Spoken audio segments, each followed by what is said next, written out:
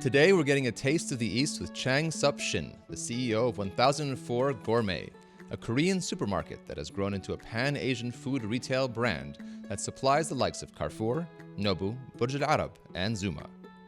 1004 Gourmet was opened in 2008 by Chang's father, Dong Chul Shin, but Chang and his family have been Dubai residents for over 30 years, coming to our shores in 1992. Growing up in Dubai gave Chang an appreciation for the rich culinary landscape of the emirate, but also an awareness of the opportunities that were open to someone offering the best products from Korea, Japan, Taiwan, Thailand, and China. His experience and passion for a good meal also led him to expand into the restaurant space with Seoul Street Café, Ugly Burger, and Ugly Noodles. Assalamu alaikum and welcome to Homegrown DXB, the show taking you inside the lives of the people changing yours right here in Dubai. I'm your host, Omar Butti. And I'm so privileged to have Chang, the CEO of 1004 Gourmet, with us here in the studio. And I wanted to start off with the name itself, because there's some contention around it, whether it's 1004, 1004, 1004. How am I supposed to be saying the name? All those are correct answers. You can say it in whichever way you want. 1004, 1004. Japanese people say ichimaru maru yo, so that's 1004. Just don't say 104 because you're missing a digit. So. And then does that happen? People say 104? It does, and I just be quiet. I don't say anything. But yeah, you can say it whichever way you want. But there is a correct answer, which is 1004. There's no wrong answers. There's no wrong answers. I say 1004 just because it's more articulate and easier to understand. But yeah, you have free will. Let's say that. Very diplomatic of you. Well, where did that name 1004 come from? Was it your father's idea? Yes. Yours? So my father founded 1004 in 2008. And phonetically, when you say 1004 in Korean, it's Chonsa. And Chonsa means angel. So basically, it's like a play on words. And numbers are universal. So yeah, we stuck to it. And here we are. And so there isn't something within the 1004...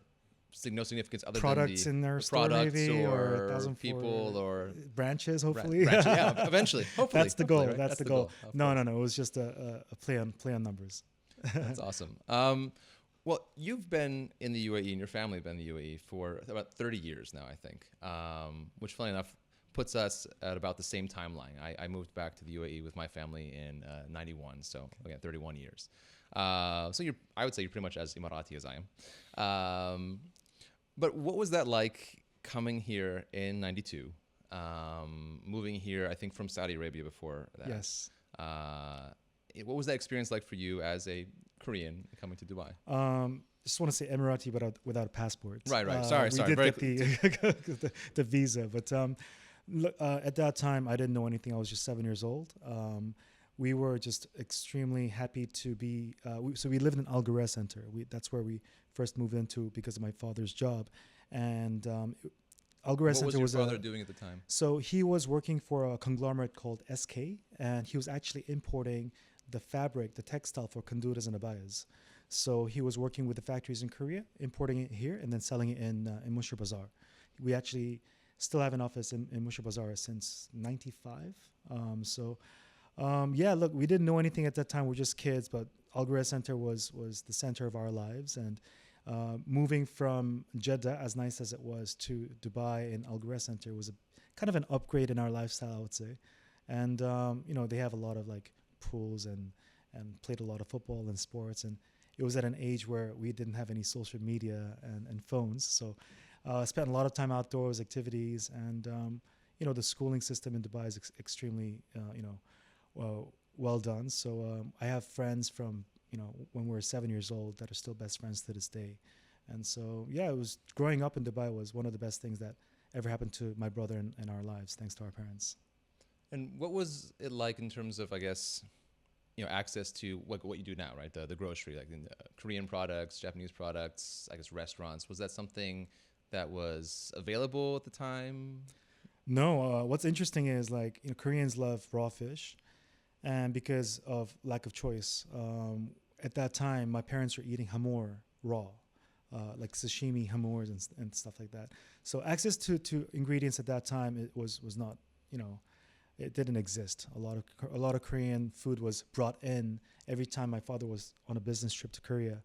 And I don't think it really expanded until like maybe 2005 when Dubai started to pick up in terms of the economy and a lot of foreigners coming into the country. I think that's when we started seeing a bit more choice. But that's the beauty of it, being running our business. We're able to bring in whichever products we want to bring in and kind of test the market, and also like people that have lived abroad in Hong Kong, Korea, Japan, being able to see those products on our shelves. That's the beauty of it. But yeah, back in the days, I can't imagine what kind of choice there was. I think everything was made with kind of like local ingredients.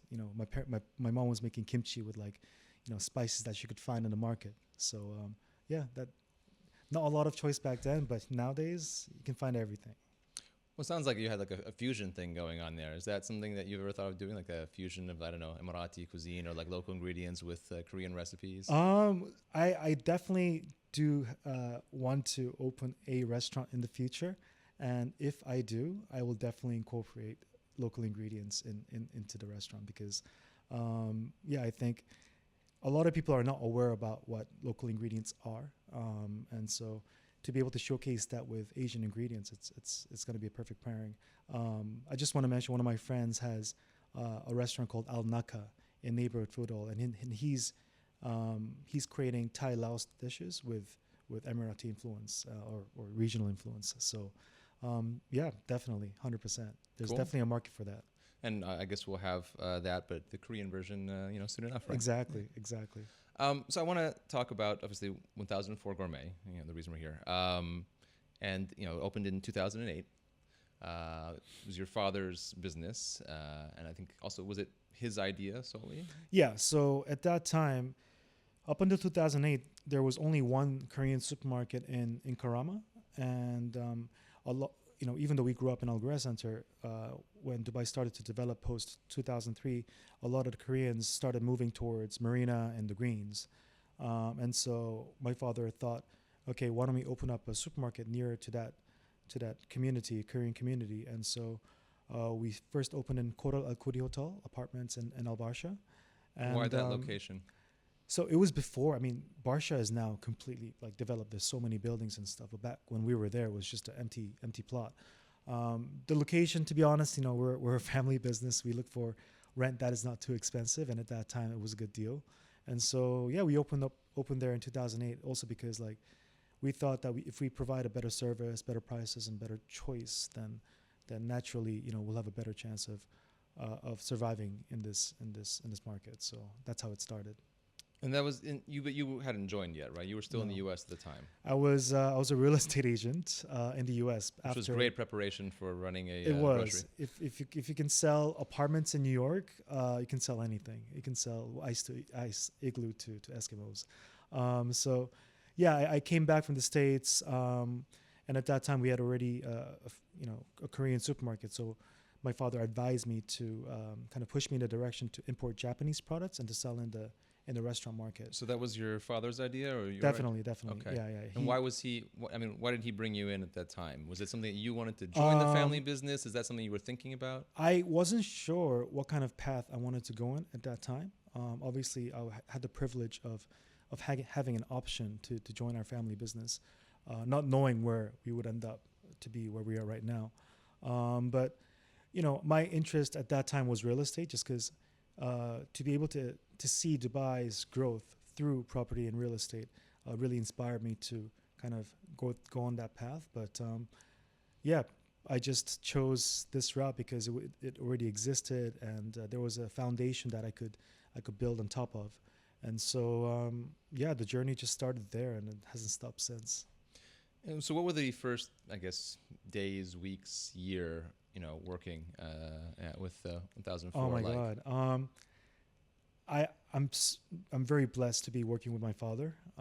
He is my mentor, and he's given me a lot of opportunity in this field. But it's not easy working with family, right? And I'm very. Do you still like each other? Of course, I think we've gone past that kind of honeymoon phase to the conflict phase, and now we're like super happy with each other. But we would get into some arguments and debates. Like what? What would you guys debate about? Especially during COVID, which I just discussed, like whether how many hours we should open, controlling the traffic in the shop and things like that. We all have our like kind of opinions and differences, but I think through that I learned a lot about myself and also my father. And at this point, I try not to get into arguments with him. I'm like, if you want to go in this direction, I 100%. And I think that's a big learning lesson for me because, just our parents are getting older, and for us to spend time running this business, it's been a blessing. But in the beginning, like it was tough also because when we first started we brought in 2 containers of Japanese products, and Japanese products are very expensive relative to other countries' products. Like if I get a product from Thailand, it might be like $10,000-$20. A Japanese container is like $150,000 for one container. Why is it so much? Just more? The value of the product is extremely high, and so we brought in 2 containers, and not knowing what kind of products move, and at that time we thought there were maybe like 2 or 3 Japanese suppliers in the market. So we obviously hadn't done our market research and found out there was like 10 to 15 Japanese suppliers already existing in the market. So we really had to work hard to penetrate, and we ended up throwing away a lot of food from the first container because we weren't able to sell it all. We were giving out a lot for free to friends and family. But was that something that was a bit, I don't know, worrying, scary at the time? Of course, every time, even to this day, in the food business, there's a lot of wastage. We're always thinking about how to recycle waste or how to, push products out as soon as possible so that, it doesn't expire. But obviously extremely worrying. There was more competition in the market.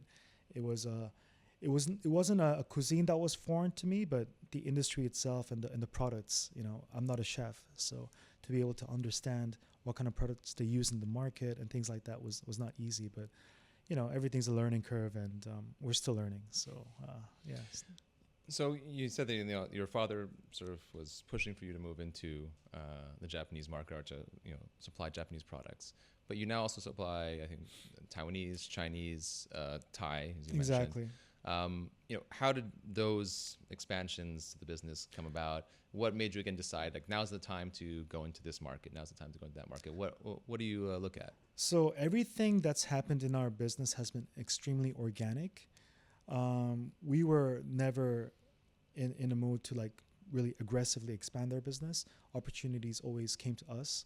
And so after we started with Korean and Japanese food, it just made sense for us to expand into other East Asian, Southeast Asian countries. And Thailand obviously has the biggest representation like globally when it comes to restaurants. And so we decided to take a trip to Thailand, meet with suppliers, and started bringing that in. And then the Taiwanese products, we have a really good supplier in Taiwan that supplies us with these products. And I think at a certain point, the tipping point was when we were a bit more established. A lot of companies would approach us and ask us if we would be interested in certain products. And when was that? I would say 2018, after we moved to the Onyx Tower. So from Barsha, we moved to the Greens. And because I think the customer experience was a lot better, aesthetically, the shop is a lot nicer. And we did a bit more PR and marketing to promote our brand. And so, I think, people started to talk more about us. And, my friends in Japan would tell their friends who may have a food company that we exist, and we would start importing stuff from them and things like that. So, it's just, we've done the time, and because we've done the time, we've kind of made a name for ourselves for people to want to work with us, and that just makes things a lot easier because there's millions of products out there that have potential, and for them to approach us first, it makes it a lot easier for us to operate. So I want to go back to something else you were talking about earlier. That when you were looking at, for example, Japanese products, you had 10 to 15 competitors already there in the market that you didn't know about. So how did you get to the point where right now you're applying or supplying to people like Zuma, for example, Burj Al Arab, others, sort of Carrefour? How did you convince people that you were the right business to go with? I think in any market, if you provide a good service, you're genuine. Obviously, you add value by bringing in variety of products and choice at competitive prices. That's just the foundation of any successful business. but it also helped that we had a shop, so people could actually come to the shop and see the products, and we can have a discussion about how they're going to use it and things like that. So that helped, but essentially it's all about providing good service and good quality products at competitive prices. That's, in my opinion, the secret to success for us. Okay. Yeah. And when you, I guess, thought about bringing in, again, the Japanese products, other products, because initially, 1004 was a shop, right? You have, and the shop, you said, was instrumental to sort of its success. Was it, when you started, the idea that it would be very much customer facing? When did the idea being like, we're going to supply to businesses, that's going to be a big portion of our sort of our goal or our growth? When did that change come, or was that always the business from the beginning? Yeah, so as soon as I joined, we just decided to approach the restaurants, which took some time just because we didn't have any connections back then. Actually, the first sale that we made was, my father actually made the sale. We were at Kisaku, which used to be a Japanese restaurant in Caliche Palace, and we tried their kimchi. And the first product we sold was a Korean product. And we called Chef Takashi, who now owns Tomo in Raffles Hotel. And we were like, we know how tedious it is to make kimchi. Why don't you just buy from our shop? It's good quality and it's cheaper. And he was like, yes. And actually, he took me under his wing and taught me a lot about the industry. And he's played a very big role in our success as well. So again, like creating relationships and listening to the market was, I think, a big part of our expansion in the restaurant space. Any rejections that you're comfortable sharing? So many, and every day, even to this day, whenever we have a new product, we always call up chefs and send samples, and they say yes, and sometimes they say no. So I think. Is there a way of knowing? Have you learned over the years how to predict, like, oh, this one's going to do well, this one? I think there's definitely an understanding of the market and each individual customer. I think that's also something that's extremely important, because if you don't understand the customer and you're going to have a meeting with them and you're presenting products which they would never use, it's a waste of the chef's time.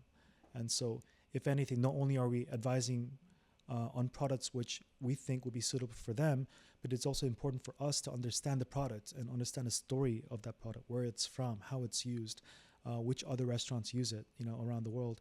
I think understanding that plays a very big role as well in terms of building credibility and trust between us and the restaurant.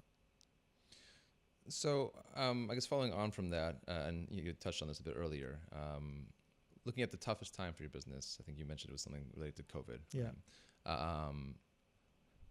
What happened during that period? What are the specific challenges you went through? Of course, the entire world went through a pretty horrific period. Yeah. But what was that like for you guys? So basically, we have our retail space, which is fine, but the restaurant division basically went from 100% to 0.1% sale. It's just the sales dropped 99%. But luckily, we had an existing online website, which was horrible at that time. I don't know how people used it at that time. It's still not great, but anyways. Why is that? It's just user experience is really bad. I've been trying to launch our new website for months, but there's been a bit of a delay. But we had an existing website, and we started to receive a lot of online orders. So we kind of moved the restaurant team to the online team to make deliveries. At one point, we were doing relative to a lot of other big companies, not a lot, but like 200, 250 deliveries a day or something. And so we did that, but also because people were getting COVID, obviously, within the company, we ended up having to rent out 2 or 3 studios, and we were kind of quarantining our staff in those studios so that, there wouldn't, other people wouldn't get caught, again, controlling the number of people that were coming into our space. And at that time, to be honest, what was also extremely difficult was, alhamdulillah, my mom is okay, but my mother had cancer at that time. Actually, today was the final 5th year checkup. Literally an hour ago today. Oh wow! I had a phone call with my parents, and she got the final checkup. Everything's, she's completed her 5-year clearance period, so she's okay now. But that's because fantastic. Thank you. She had 3.5 stage, so it was quite severe. And because of that, I was even more, concerned about her health, because she has, weakened immunity through the chemo. So that was another hard part about the business, because it was kind of coinciding. And we're running an operation where, we're meeting a lot of people. And so, operationally, it was just extremely difficult. Think of creative ways to minimize risk for everyone. And it was tough, but you build thick skin. So happy we survived that. Did it help with the growth of maybe your online business? Is there something that came out? Is there anything positive, I guess, that came out of that time? 100%. I think we were very fortunate enough to have this kind of food business where we were able to survive the COVID crisis. It did definitely help our online sales, but I think more so awareness about our company, because we did a lot of digital marketing at that time to kind of bring traffic in to obviously generate sales enough to cover the cost of the company.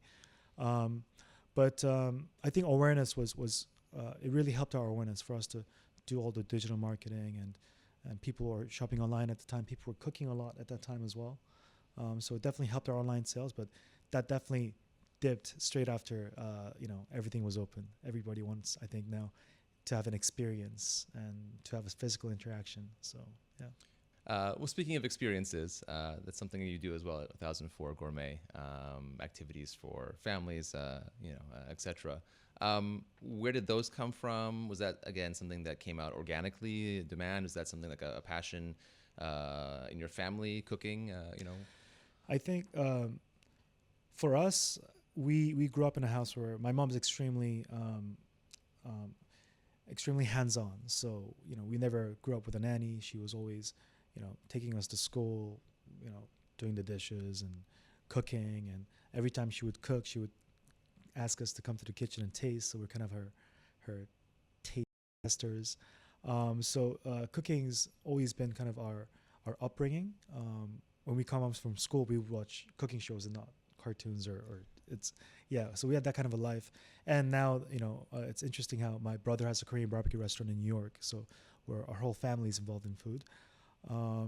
But I think our mom played a very, very big role in our interest and passion for food. 100%.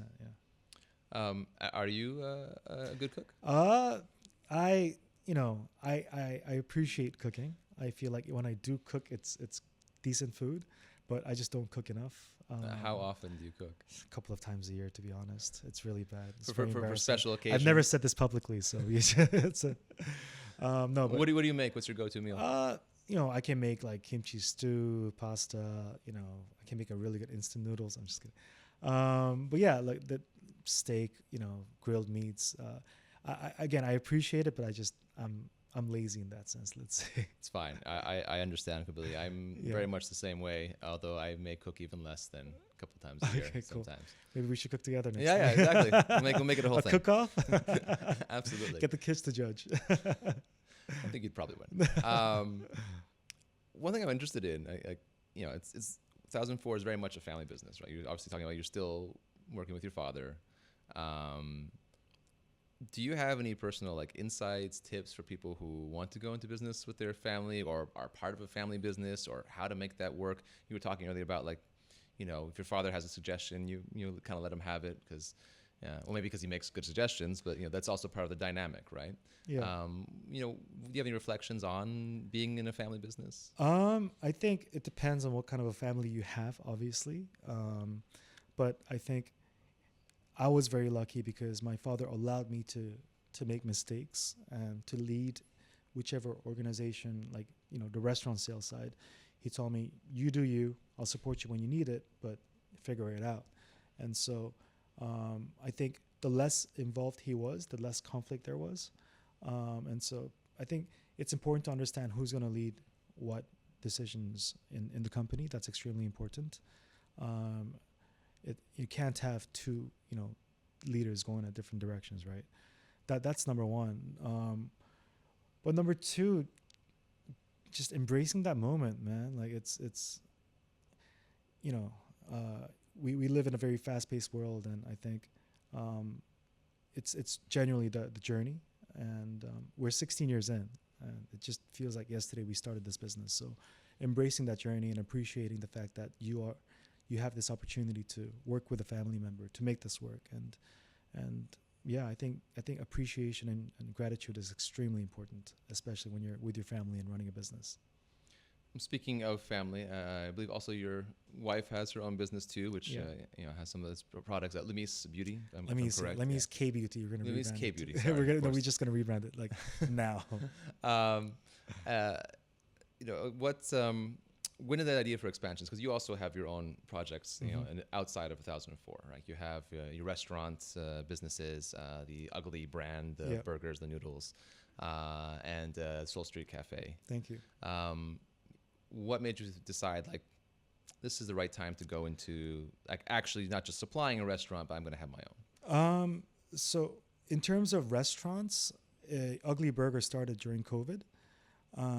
My friend Young, who owns Shogun, which is a Korean restaurant in Media City, had a extremely big kitchen space, and we took up a space of like 2x3 and started this Ugly Burger journey with very little items on the menu during COVID, just delivery only, and it kind of worked out. So we branched out to a proper brick and mortar shop in Darwassel after a year, did a 1 year stint, and then moved to Nikhil Mall. But during that time, Eric, who's the head kind of culinary developer of both Ugly Burger and Noodles, him and he's from a Hong Kong family, but grew up in Leeds. We decided to create a Chinese kind of cool Chinese dumpling and noodle concept with our friend Khalid in Abu Dhabi. And again, we've been doing pop-ups for 2.5 years, which is insane. We were just on Shark Tank recently. The episode came out recently. And so it's interesting how like one business that we decided to do on the fly in April 2020 led to us getting on Shark Tank, in 2024. So the journey's been insane, but You think you're ever going to have a brick and mortar spot? Hopefully. I don't think we have a choice. Is that the now. plan, or are you just happy to be nomadic about it? Definitely. I think as much as I love pop-ups and all of our friends that do collaborations with us, I think it's time for a shop.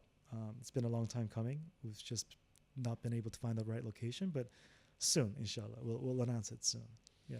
And how has the restaurant business been different from your experience with 1004? So I appreciate this journey because it was the first time number one, they say never work with your friends, but I think it depends on the kind of friends that you have. Well, they also say never work with family. So exactly, you're right? all the Yeah, rules. exactly.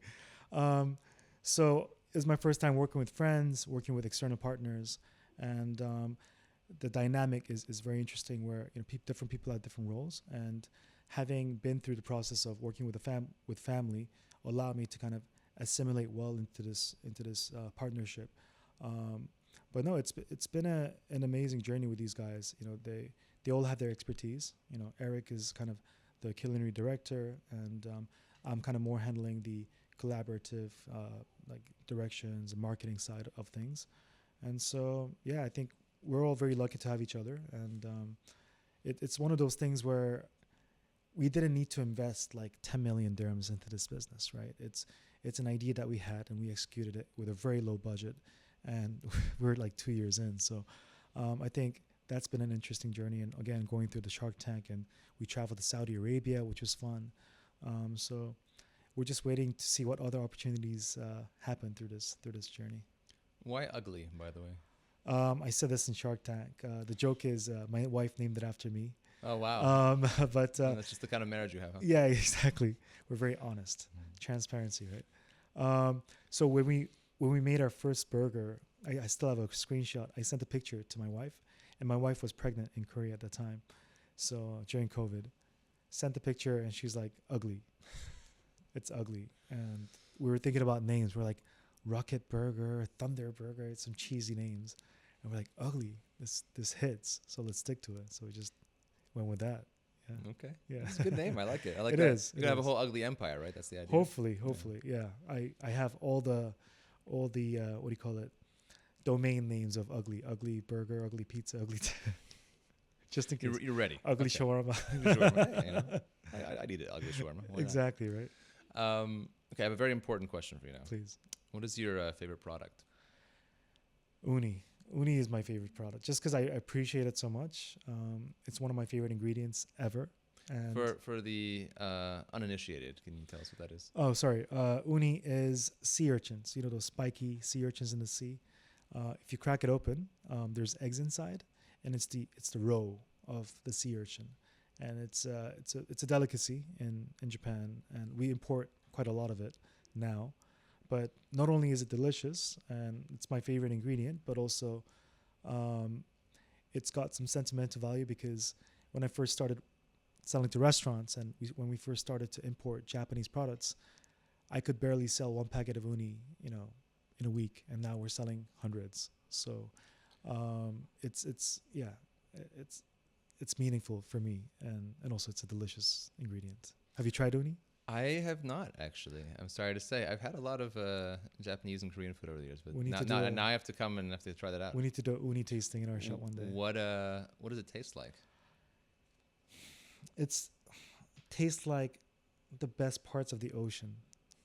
Yeah, Okay. it's milky, creamy. It's almost like curdly, so it kind of melts in your mouth. You don't chew it, and it's. I mean, you can have good quality uni and bad quality uni, but when you have the good stuff, it's just sweet, not too briny, and yeah, it's just got this particular really delicious flavor. Yeah, All yeah. right. Well, Everybody should try I'll have to uni, try. I'll at have least to try it. once. Something else I wanted to ask you about, which I thought was really cool, is that you are hopefully opening. Not hopefully, you are opening a shop in El Guerrero Center, which is where you grew up when you first moved to the UAE, which is a great, lovely moment. Um, how did that happen? Why El Guerrero? Why now? What did it feel like going back there? Obviously, it's changed a lot. I imagine it doesn't even look remotely the same to the way it was or the way you remember as a kid. But was there some sort of really emotional connection to it? 100%. Like Algarve Center is my home. My whole childhood was there.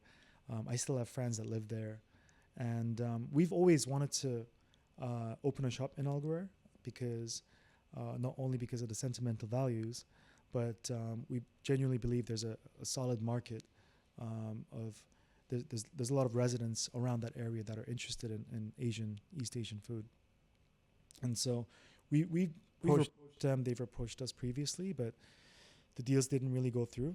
But with the recent change in management, they've been extremely supportive, and took some time, but we got there. And yeah, we hope to open in Q1 next year. But yeah, Algarve, like you said, it's gone through a lot of renovations in the mall. But I walked through the residential area to get to their offices, and I just had flashbacks. Like, oh yeah, I won the swimming competition in this pool. I got into a fight in that corner. Yeah, definitely brought back some memories, and it was really nice. So generally can't wait to open, and gives me more of an excuse to go there more frequently.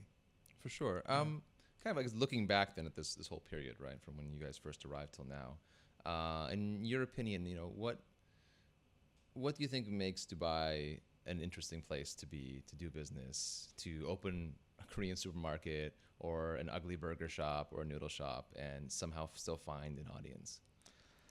I think one of the biggest advantages Dubai has over a lot of other countries is being able to import whichever product you want.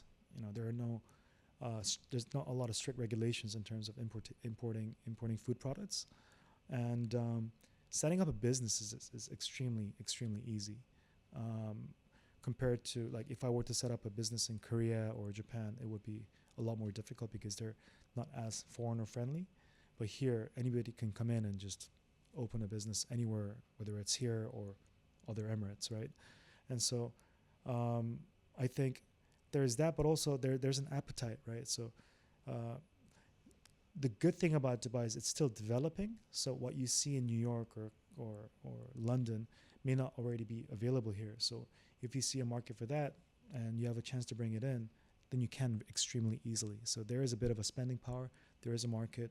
Importing is easy. Setting up a company is easy, and most importantly, hiring. So, if you look at what's going on in the States or in the UK, a lot of businesses are finding it hard to hire good talent. But in Dubai, if you don't find somebody here, you can bring somebody from outside, bring talent from outside very easily as well. So I think we're very lucky to have that kind of an ecosystem to run a business. Also, again, I guess looking at the span of time, I think one thing that's um, interesting is sort of charting the popularity and sort of the global consciousness or conscious awareness of like Korean culture, which has shifted a lot. If you look at the early '90s, certainly here it wasn't really a thing that people were very aware of. Now you can't go anywhere without seeing K-pop or hearing K-pop, seeing K-drama. My mother, who's in her 70s, loves K-drama. No way. Yeah, That's she so watches a lot sweet. more K-drama than I do, which is to say, I enjoy the films, but I don't watch the drama as much. But she's all in. Like anytime there's a new one up on Amazing. Netflix, she's watching it. That's so cute. How do you? Like, is that something you've seen impact your business? Is that something you've seen? 100%. In terms of getting new customers, new people interested in the cuisine and the culture. Definitely, definitely. I think it kind of started. I would say like maybe 2010s or so. Like Korean music started to come up. It became more popular, but it's not just music. It's Korean movies, Korean culture, Korean tourism, and obviously the big part of culture is food. And so we've definitely benefited from the rise of K-pop and its popularity here. And not only us, but when I speak to other businesses that have a bit of a Korean, identity, they've all said the same thing. People are interested in Korean culture and people want to travel to Korea. So that's played a huge role in our success, to be honest. And it's interesting how you said in the 90s, there was no awareness of Korea. When you would go to the market, they'd be like, ni hao or konnichiwa, right? But now they're like, 안녕하세요. Like some of these guys can tell the difference between a Korean, Chinese, and a Japanese. I'm like, wow, we've evolved. And at that time, like Captain Majid and all these shows were in. And so, we've definitely kind of culturally, with soft power, kind of become surf past Japan when it comes to these things. So, yeah, it's definitely played a role. Just to wrap things up, I wanted to ask you about 1004, its own community. You've built this community over the last 16 years. You're very much a part of the community, whether it's obviously the Korean community, East Asian community, and also all the people who just enjoy and engage with these products. How has that been cultivated? How's that built up? I know you do a lot of community-focused events as well, as something that you're very passionate about. Tell me about 1004 community. I think, as a small business owner, creating your own community is extremely, extremely important.